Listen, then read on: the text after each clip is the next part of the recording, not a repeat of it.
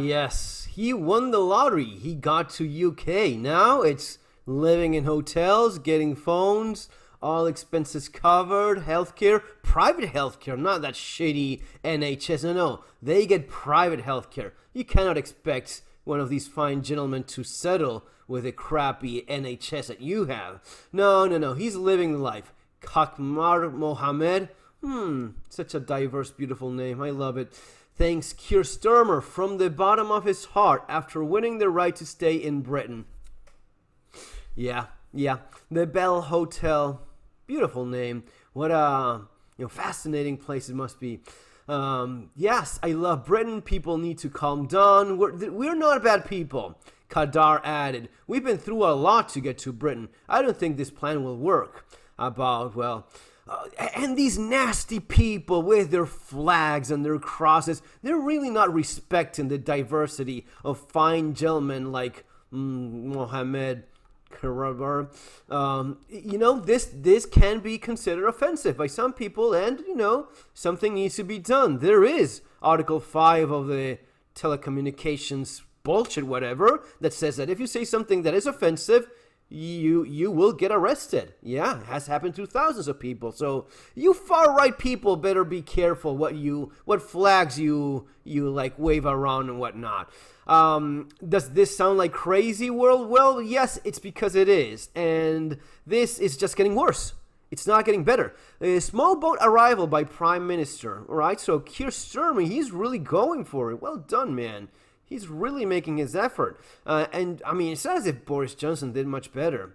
Now, there's this thing about Brexit and whatnot. Is it worse than before? The only thing I can say about this is that in the economy, no doubt whatsoever, the economy is worse off because of Brexit. Now, in terms of this, I don't think that just staying in the European Union will have made better the amount of illegals arriving.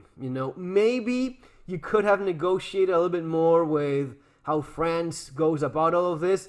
Probably you would have had more European migration instead of more African migration, maybe to some extent.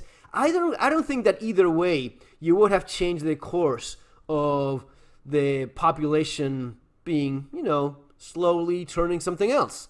And the culture becoming something else, and the religion becoming something else, and the people you see on the street. These are already locals in many ways, and they will keep their culture, they will keep their values, they will keep their religion, they will keep their language, they will keep the way they dress, they will keep everything, and it's all about bringing Africa to UK.